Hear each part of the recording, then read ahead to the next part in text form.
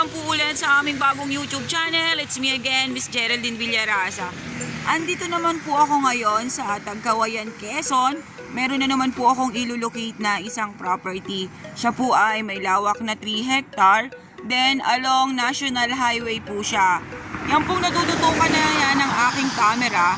Yan po ay papunta ng town proper ng Tagkawayan, Quezon. Then ito pong property, meron po siyang frontage dito sa National Highway na nasa 40 meters. Ang lapad niya po dito sa National. Okay po, tara po at ipapakita ko sa inyo yung 3 hectare na aking ibablog ngayong araw na to. Iyan po siya. Dito pa lang po sa bungad, ayan makikita nyo na po ang mga fruit bearings na nandito. Indian mango na ilang puno. Then, yan pong bahay na yan, kasama pa rin po yan sa 3 hectare. Then, dito po sa part na to, yan, may akasya po dyan. Pasok pa rin po yan sa 40 meters na frontage dito sa kalsada. Then, may mahogany po dito sa side na to. Yan po ang hardwood dito po sa bungad. Then, ayan, mahogany pa rin. Then, yung pong property ay may sapa dito sa gilid. Ayan po ang sapa niya. Ang gayat po niya ay papunta po doon. Pahaba po baga. Kung baga ay pahaba po doon, papadulo. Ayan po ang, ano to, fish pond?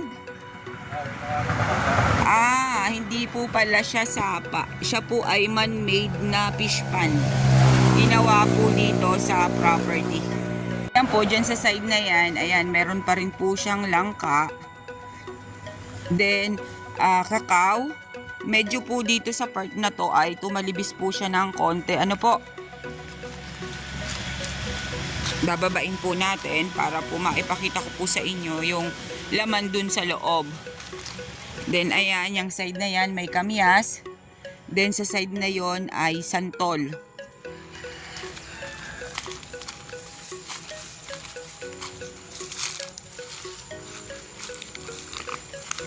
Ayan. Hindi ba natatanggalan to ng tubig? Itong fish pond na to? Kahit tag-ulit. Okay po. Ito pong fish pond na to, hindi po siya natatanggalan ng tubig kahit po tag-init. Sa bagay po ngayon po ay mainit po ngayon dito sa amin sa Quezon. Tingnan nyo naman po na may tubig po ang fish pond.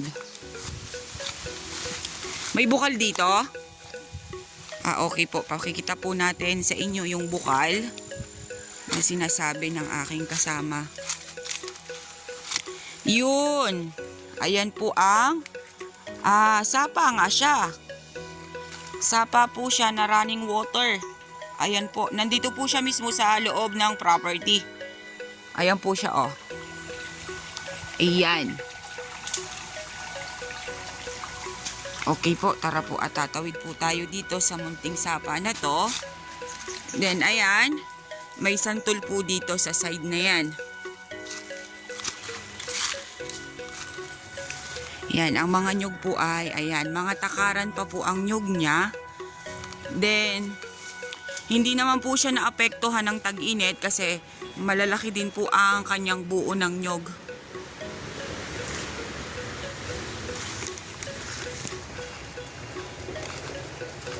Ayan pa po yung fish pond na isa pang pitak. Ayan po siya, oh. Ayan po, ito pong side na to, umisland po siya ng konti dito. Kulang lang po talaga siya sa linis. Ang kagandahan po ng property na to, kasi nga po ay gilid po mismo siya ng National Highway. Kaya hindi po katulad ng ibang mga property na barangay road lang, ito po talaga ay national na. Kaya napakaganda po nitong investment. Ayan, ito pong nilalakaran ko.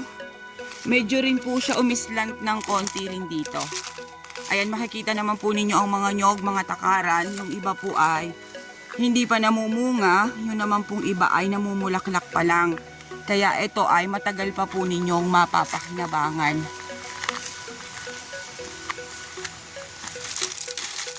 Ayan po siya. Alam mo ba yung mga muhon nito? Kasama pa ba to? Okay po, yan pong kabilang yan, kasama pa rin po yan sa 3 hectare. Yan pong iniikutan na yan ng aking camera.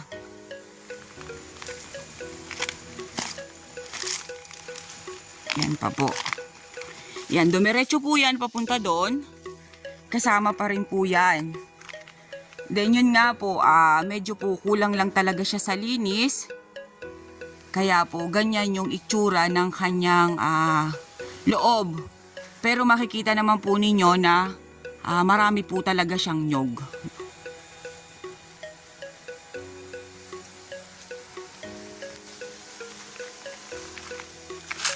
Okay po, tara po at pupunta pa po tayo sa ibang part.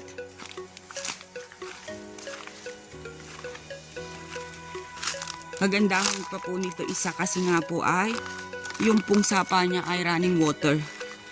Meron po talaga siyang bukal. Ayan, makikita po ninyo na may bukal po, kumbaga po ay may source ng water ang property, ang isang property. Kasi ayan po nagmamasa-masa po ang kanyang lupa kahit tag-init. Ayan, dito naman po tayo sa isang side na to. Yan pong side na yan, medyo po siya nag-slope ng konti. Ayan po, tumalibis po siya ng konti papunta dito. Yan po ang kalagayan dito sa may bandang loob. Then ayan, may bamboo po dito. Yung pong bamboo niya ay yung pong may tinik. Okay. Yan, dito rin po, ganun din po. Medyo po tumalibis pa rin po siya ng konti dito. Sa side na yan, then pababa po yan, papunta doon.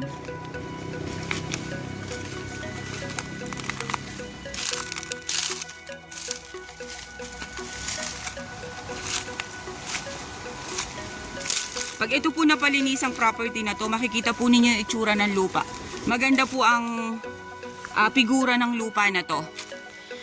Kasi sa isa po talagang property, mas maganda po yung medyo patalibis. Kasi pag umuulan, tulad nga po nung lagi ko sa inyong kinikwento, pagka po umuulan, hindi po na-stuck ang tubig sa taas. Kumbaga, dumidiretso po siya pababa para yung mga, kumbaga, yung mga tanim, yung mga pananim ninyo is hindi mabubulok. Kasi nga po, yung tubig, bumabagsak po siya pababa. Ayan, yan side pong yan, kasama pa rin. Medyo po talaga masukal, pero kailangan po nating pasukin para maipakita ko sa inyo yung itsura pa rin dito sa loob. Ayan po siya. Medyo po talaga masukal talagang sobra. Yan. Side na yon, ayon sa kabilang side na yan, meron pa rin po siyang mangga. Then yan, kasama pa rin po siya sa property. Ayan po yung tubig, yung pong part ng property na medyo mamasa-masa. Yan po ay may bukal po dyan sa side na yan. Kasi yung tubig po ay lumalabas po sa lupa. Medyo po hindi ko na mapapasok dito sa may bandang side na to, sa kabilang side na to. Kasi medyo po masukal talaga. Pero natry ko pa rin po na puntahan pa yan. Makita ko pa po kung ano pa po yung nandun sa dulo. Ayan po, nagtalibis pa rin po dito sa side na to. Ayan po siya.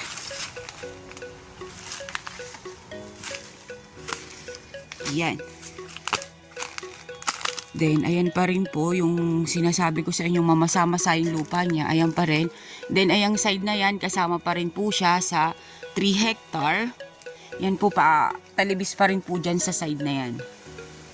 Ayun, may mangga pa rin po doon sa loob na yon. Then, more on na po ay nyog.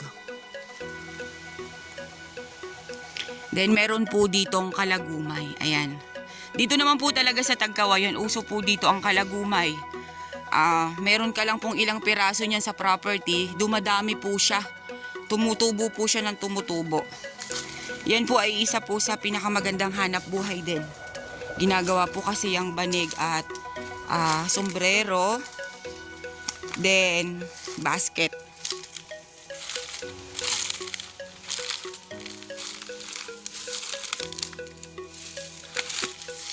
Dahan-dahan po ang inyong lingkod at sobrang dami ng yung damo po na nakakasugat. Yan. Okay guys, nandito na po ako sa taas ng property. Kanina po yung pinakita ko po sa inyong video, yung po yung sa baba. Yung sinasabi ko nga po sa inyo ay medyo talibis. Then andito po ako sa taas. Dito po sa taas, pantayin po dito. Dangan lang po talaga at maramo, kumbaga po ay talagang kailangan po itong linisin. Itong property na to. Kasi sobra po talagang damo dito sa taas. Then ayun, may nakita pa rin po ako yung fruit bearings. May langka pa rin doon sa kabilang yon. Then, batino.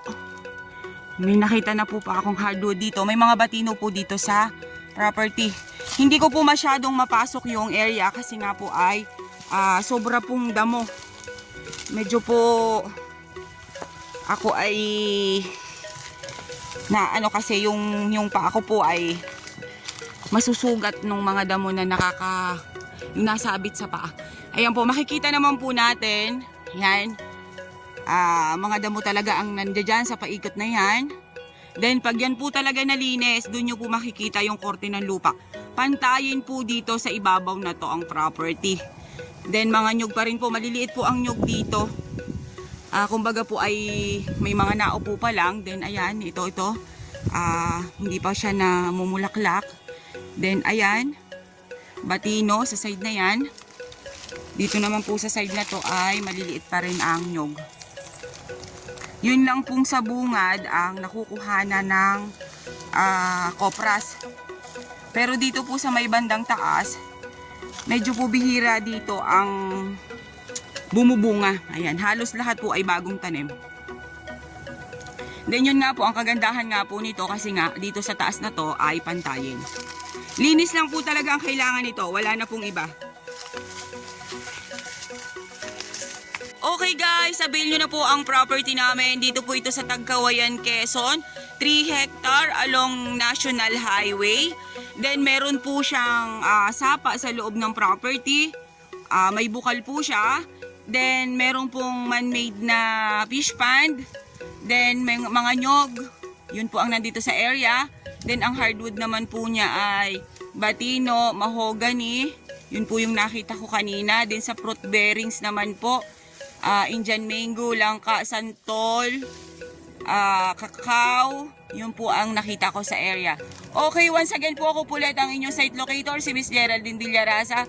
Maglalambing po ulit ako. Paki-like and share ng aking mga videos. And pa-subscribe na rin po ng aming bagong YouTube channel. Okay, once again po, thank you po for watching.